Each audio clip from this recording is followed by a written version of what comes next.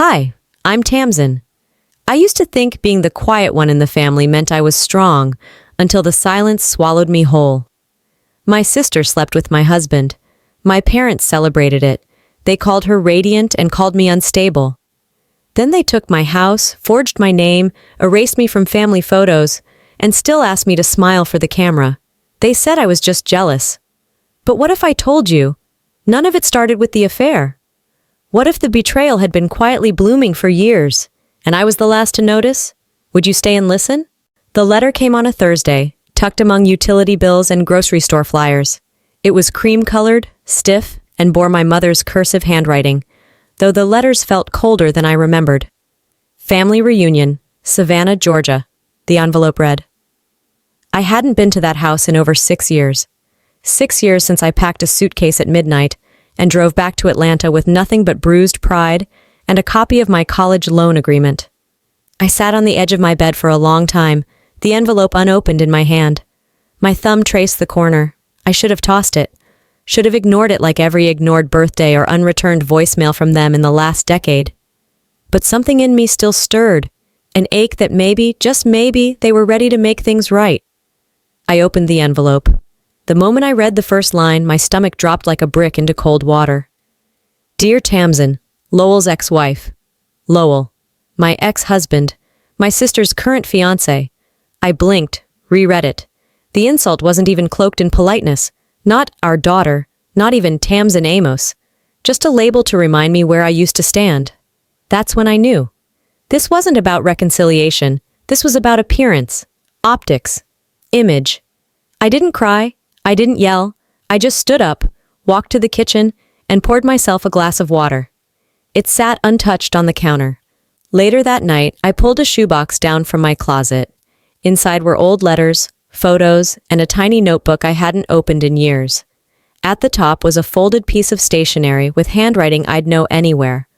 Sometimes, my grandmother Alma had written, people erase you not because you're wrong, but because you remind them of what they refuse to face. I remembered that conversation vividly. I was 19, back from college, furious after Vera had thrown away my artwork to declutter the hallway. Alma sat me down on the porch swing and told me the truth. You weren't meant to be like them, honey, and that scares them. She always had a way of telling the truth without making it feel like a weapon. That porch swing is long gone now, but her words echoed in my chest. Not to get closure, she had once told me when I hesitated to attend a family funeral, but to remind them you're still here. I held on to that. The envelope also included a family tree, one of those printed diagrams, neatly typed and adorned with cursive names and anniversary dates. My name? Not on it. But there, in bold under Isolda's branch, Isolda Lee Amos and partner Lowell Amos. I should have burned the thing, should have laughed and walked away, but I didn't, because then came the second envelope, a gold-trimmed card with floral borders and calligraphy. You are joyfully invited to the blessing ceremony of Isolda and Lowell. Same date, same weekend. The reunion was a cover, not just a betrayal, a performance, and I was being summoned not as a guest, but as a character in someone else's perfect play. I held the invitation in my hands, stared at the paper long enough that my eyes blurred. No RSVP card, just a printed address and the note. Formal attire appreciated. No apology, no explanation, just an assumption I'd show up to bless the people who'd gutted me. That night I didn't sleep. I folded clothes mechanically, slacks, a soft beige top, a coat that didn't look like mourning or celebration, just neutral, unreadable. I packed with the same precision I'd once packed to leave Lowell. That night, too, I didn't cry. I didn't bring gifts. I didn't plan a speech. But I would go. Not for them, for Alma, to prove I still existed. As I boarded the bus to Savannah early that morning, the sun barely grazing the horizon, I took a deep breath and whispered to myself, low, steady, not bitter, just certain. I'm not going to cry. I'm going to collect. I stepped off the bus just past noon. The Savannah air clung to my skin like wet silk, thick, heavy, familiar in the worst way. Live oaks lined the drive to my parents' house, their mossy limbs swaying like they knew something I didn't. Each step closer to the front porch felt like walking into a photo I'd been cropped out of. Vera greeted me at the door with a smile that barely touched her cheeks. "You look rested," she said, like she was evaluating a used car. She didn't move to hug me, didn't ask about the trip, just turned and walked inside, expecting me to follow like a stray dog called in from the yard. Clyde was in his usual spot, the rocking chair just to the left of the entrance. He nodded once. No words, just a twitch of recognition, as if I were a neighbor walking by, not the daughter who used to sit on that same porch counting cars while he read the paper. Inside, the house looked like it was holding its breath. No clutter, no signs of the past. Even the wall that once held our school pictures had been replaced by an abstract canvas that said nothing, felt nothing. I stood in that silence for a moment too long before Vera's voice sliced through it. "Backyard, everyone's out there." She didn't wait for a response. I followed the hum of soft jazz and the murmur of voices through the French doors and into the backyard. That's when I saw it. Fairy lights strung across the patio, white chairs arranged in arcs, champagne flutes lined up like soldiers. A banner hung above the arbor in delicate script, "To love, second chances, and family." My stomach clenched. They hadn't invited me to a reunion. They'd invited me to a coronation. Before I could retreat, the crowd parted. And out she came, Isolde. She wore my wedding dress. Not a replica, not something similar. The actual dress. I knew it by the stitching near the hem, done by hand after the dry cleaner tore it the week before my wedding. My dress, my history, my heartbreak. She didn't greet me, didn't blink, just slipped her arm through Lowell's, who stood beside her like the mannequin he was. They looked like the cover of a magazine I'd never subscribed to. I stood frozen. Someone handed me a glass of wine, and I held it like a weapon I wasn't allowed to use. I didn't drink. My fingers trembled, but I didn't spill. Alma's voice surfaced again in my mind. "Don't scream. Let them unravel themselves." So I didn't scream. I didn't move. I watched. The music dimmed. Clyde cleared his throat and raised a glass. "To our daughter Isolde, who's always known what she wanted. And to Lowell, welcome truly, into our family." Applause. I looked around. Not a single head turned my way. I wasn't just unwelcome. I was invisible. A photographer stepped forward. "Let's do a family photo." I took a step forward instinctively. Vera raised a hand. "Let's just do siblings for this one." I stopped. No one corrected her. No one said, "Wait, Tamsin's here." I stepped back. I watched them line up. Clyde front and center, Vera beaming, Isolde radiant in her theft. And me, an extra in the scene of my own life. I stood there, still holding the wine I never sipped, watching a family I used to belong to toast their new beginning on the ashes of mine. That was the moment I decided, I'm not part of this family. I'm part of something else now. I lingered near the edge of the backyard, where the fairy lights didn't quite reach and the music muffled against the hedges.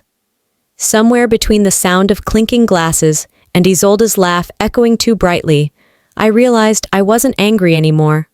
Not sad either. Just vacant. Like a faded photograph that used to hang in a living room but got tucked away in a drawer no one opens. I sat down at one of the unused cocktail tables, its white tablecloth catching the breeze like it wanted to run away too. That's when I saw it.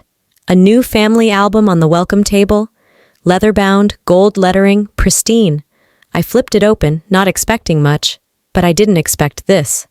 Page after page of smiling faces, Isolde as a baby, Isolde at graduation, Isolde with Lowell at the lake house, and then nothing. Not a single photo of me, not even a group shot where I might be blurred in the background. They'd edited me out. I found a photo I knew used to include me. Christmas morning matching pajamas. Only now it was cropped tight on Isolde and my parents. The edge of someone's sleeve, mine, still barely visible. I turned the page and there it was, their engagement announcement. Framed, captioned, gold-foiled. My wedding photo? Gone. A soft voice jolted me back to the present. "Tamsin, wow, I didn't expect to see you here." I looked up. Celeste. Pastel dress, manicured nails, hair curled in that effortless way that takes 2 hours and 3 products. My best friend since college. My maid of honor. "Neither did I said, keeping my voice steady. She hesitated, glancing over her shoulder, then back at me. I'm here with Isolde. Of course she was. I didn't want to get in the middle of anything, she added quickly, as if that excused everything. It just sort of happened. You know how things do. No, Celeste. They don't just happen. You choose. You always choose. A moment later, I watched her walk over to Isolde, take her hand, and pose for a photo. Bride goals, she said, beaming. The sting wasn't sharp. It was dull, deep, like pressing on a bruise you forgot was there. I turned away and walked toward the side of the house, somewhere quieter, somewhere shaded. My legs moved on their own. I ended up on the porch swing, the one Alma used to sit on with me. I could almost hear it creak under her weight, feel her hand over mine. You're not dramatic, she told me once, when I cried after being left out of yet another school performance. You just notice more than they want you to. That day, she handed me a small spiral notebook. Write it down, she said. If they won't remember you, make sure you do. I still have it, tucked in my purse, dog-eared and worn. Back at the party, I moved like a ghost through the guests. They smiled past me, walked through me, pretended not to see. I listened, not because I wanted to, but because they never bothered to whisper. I mean, we didn't want to hurt her, Isolde said, sipping champagne like she deserved it. Vera replied, She's always been unstable. Ever since the miscarriage. You know how she gets. Even Lowell chimed in. Lowell, who once held my hand while we painted the nursery that would never be filled. She knew it wouldn't last. She just didn't want to admit it. Each word landed with the weight of wet concrete. I didn't flinch. I didn't speak. I just filed it away. They were handing me their own noose. All I had to do was wait. Then came the photographer again. Let's get a shot of everyone this time. The camera panned across the guests, faces turned, smiles fixed. As the flash went off, I stood at the back, slightly to the left. This time I turned my head. Not out of shame, out of strategy. The porch swing creaked softly under my weight as I sipped the tea that had long since gone cold. The fireworks in the distance cracked the sky open, sparkling over the oak trees like confetti over a lie. They were celebrating new beginnings, as Isolde had put it during her toast. Never mind that the ashes of those beginnings were piled high at my feet. The night gave way to morning slowly. I didn't sleep, just waited for light to trickle in through the windows of the guest room they pretended I still belonged to. At breakfast, Vera set the table with her favorite porcelain set, the one she never let me touch as a child because your hands are always too rushed. A vase of fresh lilies sat in the center. Isolde glowed like she'd just won a beauty pageant. I'm having a boy, she announced, like she was unveiling a new car. The table burst into claps and delighted gasps. Lowell kissed her cheek, and Clyde stood to give her a second helping of scrambled eggs, as if she'd just been crowned queen. I couldn't breathe. I stared at my coffee, now bitter and lukewarm, and tried not to let the room spin. That baby, her baby, was the same dream I once held in trembling hands. I'd already picked out the name, Elijah. Lowell had liked it, said it sounded strong but kind. We'll try again when it's right, he told me after the miscarriage. I believed him. Now he was smiling at my sister like none of that had ever existed. I excused myself from the table without touching my plate. In the hallway, a stack of mail sat on a console table next to a silver picture frame. Isolde and Lowell, again. I almost walked past it, almost. But the corner of a sonogram caught my eye. I picked it up. The name on the document read, Father Lowell Amos. No mention of Isolde's relationship status. No partner, no fiancé, no husband. Just his name, like he'd filled out the form with pride and certainty. The date? 2 weeks after I lost our baby. My hand shook, but I didn't tear the paper. I folded it back neatly and placed it exactly where I found it. They'd stolen a child I'd never get back, and now they were parading it around like a prize. I found Lowell in the garden alone. Vera had always been proud of her rose bushes, but this morning they looked brittle, dry around the edges, like they, too, had been neglected. I remember when you promised that name to me, I said, my voice quiet but sharp. Lowell didn't even turn. It was just a name, Tamsin. Get over it. Is that what you told yourself the day you moved your things into my sister's bed? He looked at me then, bored. We didn't plan for this to happen, but life moves on.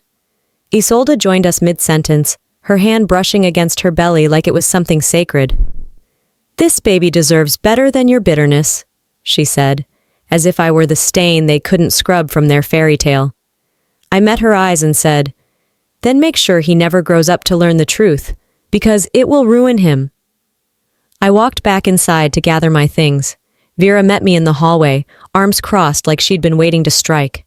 You've always had a way of ruining happiness for other people, she hissed. I laughed. A real laugh, bitter and weightless. No, Mom, I've just stopped pretending your version of happiness includes me. She didn't respond, just turned and walked away like I was a draft to be shut out. Outside, the decorations still hung limp in the humidity. Balloons deflated in the sun. Streamers sagged across the fence. I walked past it all, past the remnants of a party I was never truly invited to, toward my car. I sat in the driver's seat, not moving, not starting the engine. The air inside the car had gone still, like it was holding its breath with me. My fingers curled tight around the steering wheel, knuckles whitening as the truth pulsed just beneath my skin. The decorations from the party were still visible in my rearview mirror. Streamers, balloons, smiling faces I no longer recognized. My eyes landed on the rearview again, and suddenly I remembered something. Something I'd buried beneath too many move-on speeches and self-help mantras. That house. My house. The one I bought just before I got married. The one I painted myself, room by room with sweat on my brow and hope in my chest. I had paperwork. I'd saved every receipt, every mortgage payment stub, every closing document. It had been mine, until it wasn't. Without really deciding to, I got out and walked back inside. The house had thinned out, the crowd dispersing. People stood in the front yard saying goodbyes, kissing cheeks. No one noticed me slip into the study. It still smelled like lemon oil and old paper. The filing cabinet was where I left it. Top drawer, third folder. I pulled it out, hand trembling slightly. There it was, the deed. But not as I remembered it. Where once my name had stood bold and clear, now sat Lowell's, alone. The transfer date was after I moved out. My signature. It looked like mine, but I knew better. A forgery always tries to mimic the lines, but never catches the hesitation, the pause of thought. This wasn't mine. I stood there, the paper shaking slightly, heart drumming against my ribs. I thought about the blue we painted the master bedroom, about the day we planted the hydrangeas in the front yard, the Sunday mornings curled on the living room rug, eating waffles and thinking we were building something real. This house had been my sanctuary, my shield after leaving college, after losing our child. It had been my safe place. Now it was a set piece in someone else's performance. I'd seen photos of it online, Isolde's home tour videos, her captions about elevated Southern living. The irony was brutal. She was selling an aesthetic I built with my own hands. I stormed out of the study, paper still in hand, and found Vera arranging napkins like the event hadn't ended. You knew, didn't you? I said. You knew they forged my signature. She didn't look up. You always leave things half-finished, Tamsin. We just made it easier. Easier? For who? For everyone, she said flatly. You act like you're the only one who's ever lost something. You're not just blind, I snapped. You're complicit. She shrugged. At least things are stable now. I walked out before I said something I couldn't take back. Outside, Lowell stood by the fence, phone in one hand, smug as ever. I approached, paper shaking in my grip. If you think I'm going to walk away quietly, you've clearly forgotten who bought that house. He looked at me with the same expression he used when I cried after the miscarriage. Bored. You're not the victim here, Tamsin. You're the problem. My jaw clenched. Then it's time the problem gets legal. Back in my car, I didn't hesitate. I drove straight to the edge of town, parked in a diner lot where the signal was strong, and called Marin. I hadn't spoken to her in months, but her number lived in my phone like a lighthouse waiting to be needed. She answered on the third ring. Tamsin? I think they committed fraud, I said, and I want to fight. Her voice didn't waver. Then we start today. Send me everything. I opened the trunk and pulled out an old storage box, the one I hadn't touched since the divorce. It was dusty, corners soft from time. Inside, files, notes, receipts, and a copy of the original deed, the real one. My name, in my handwriting underlined by a notary. I stood there, beside the car, looking at that box. They took what I loved. Now I take back what's mine. It was almost noon when I pulled into the driveway. The sky had already gone that strange yellow-gray color it takes on before a southern storm rolls in. I didn't bring an umbrella. I wasn't planning on staying long. I rang the bell once. Isolde opened the door, expressionless. "We already boxed everything," she said without making eye contact. I stepped back and glanced around. That's when I saw it.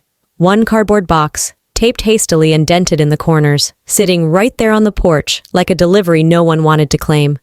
My life, reduced to whatever they deemed worthy of tossing into a single soggy rectangle. A gust of wind picked up, and the first drops started to fall. No one offered to help. Not her. Not anyone. I walked down the steps, picked up the box, and cradled it to my chest as the rain picked up pace. I could feel moisture seeping in through the seams, like it was trying to wash away the last remnants of me from this place. I walked past the hedges, down the sidewalk, toward the car I'd parked in the cul-de-sac. A neighbor across the street looked up from watering her begonias and tilted her head, squinting. "Didn't she used to live there?" she said to someone just out of sight. I didn't look back. My clothes clung to my skin by the time I got to the car. I popped the trunk, placed the box inside, and slid into the driver's seat, soaked and shivering. I turned the key and the engine roared to life, a sound louder than anything my family had offered me all weekend. Halfway back to my apartment, I pulled into an empty parking lot near an old gas station.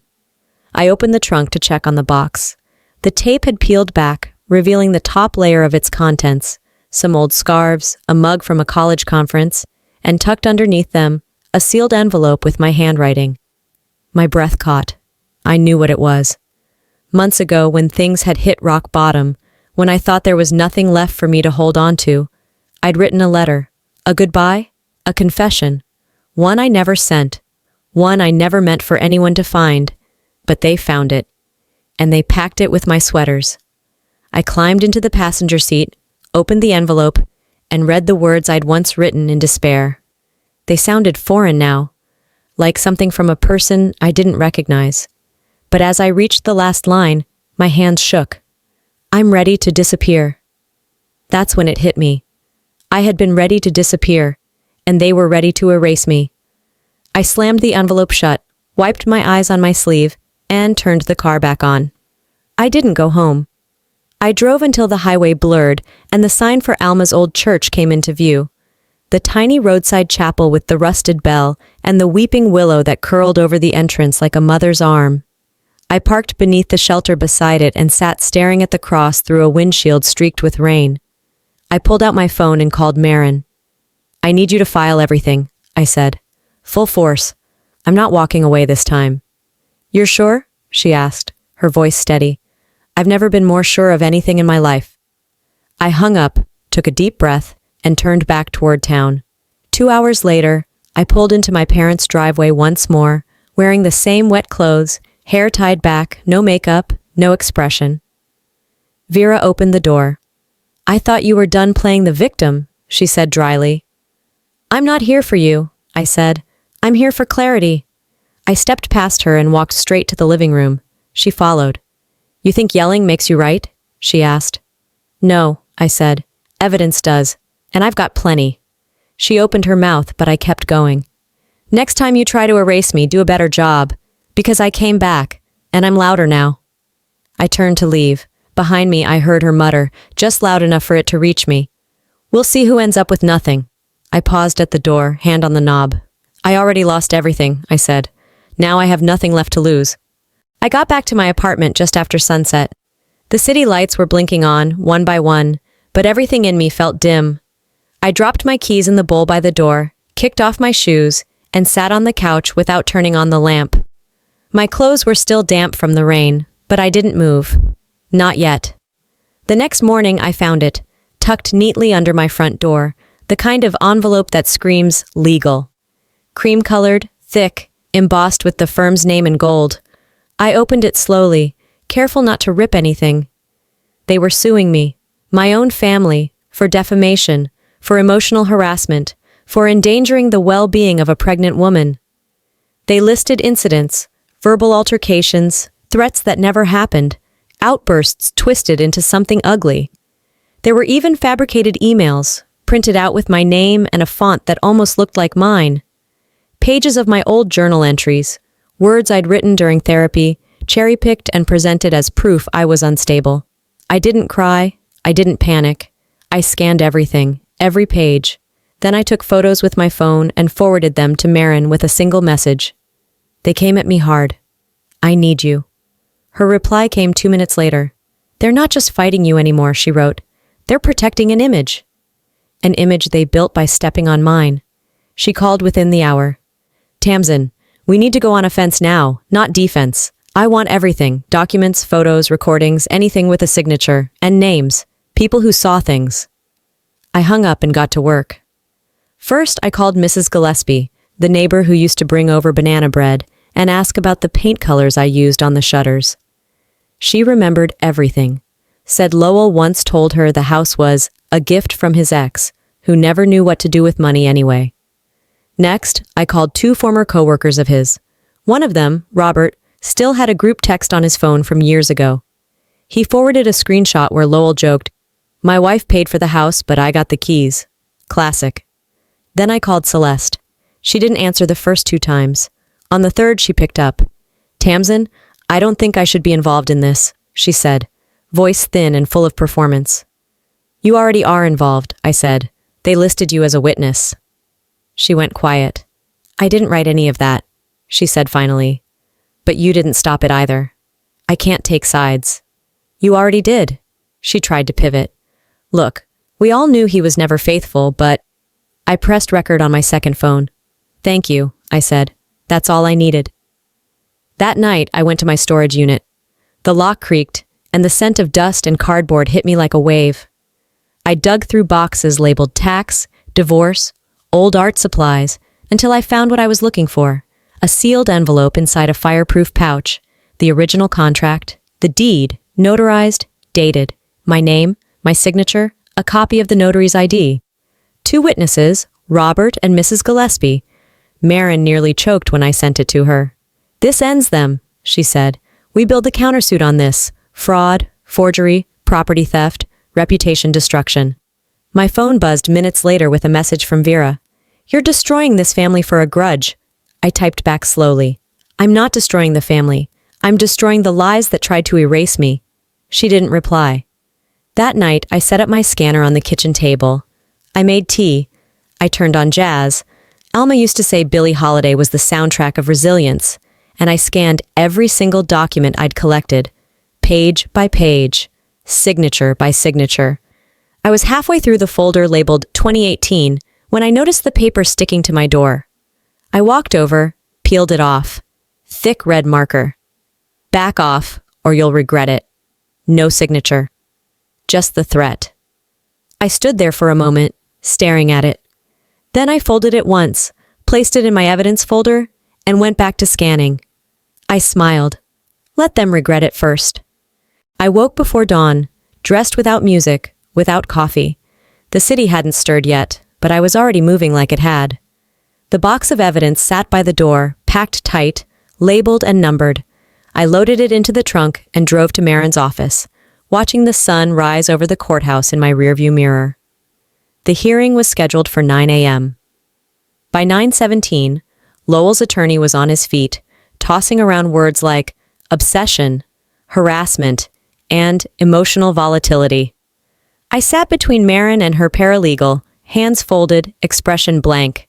They made me out to be unhinged, dangerous, a threat to Isolde's peace and the pregnancy. My old journal entries, torn from their context, flashed on the screen like I was a criminal confessing to something I never did. Then Marin stood. She didn't raise her voice, didn't object to their showmanship. She simply said, "We'd like to enter one recording into evidence."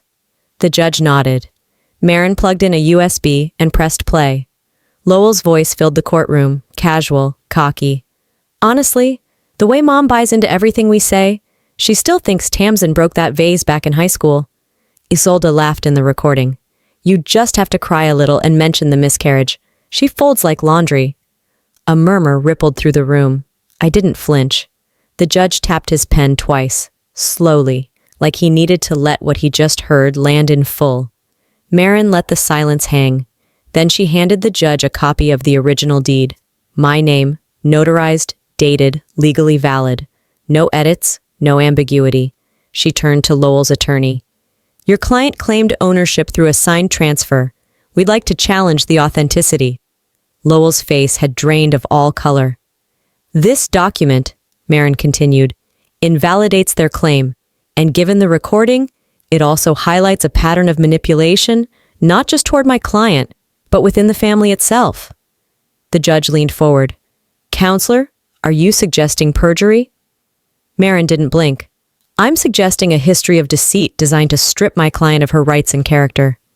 He turned to Lowell, who suddenly looked much smaller in that too-tight suit. As we broke for a short recess before closing statements, Marin whispered to me, We have one more thing. I nodded. She pulled a second USB from her folder. When court resumed, the judge gave her a nod. Our last exhibit, Marin said, is a voice recording from the late Alma Lee Amos, made shortly before her passing, my client's grandmother. She pressed play. Alma's voice was soft but steady, familiar, strong in its own way. My Tamsin was never the liar. She just saw too much, too clearly, and that frightened people. They dimmed her light, hoping she'd stay quiet. But my girl, she was never built to stay quiet. No one said a word. Not Vera, not Isolde, not even Clyde. The courtroom stood still like something sacred had just passed through. Lowell attempted to speak, standing halfway out of his chair before the judge's gavel slammed once, loud and sharp. Sit down, Mr. Amos. He sat. The ruling came after lunch. All claims against Miss Amos are dismissed.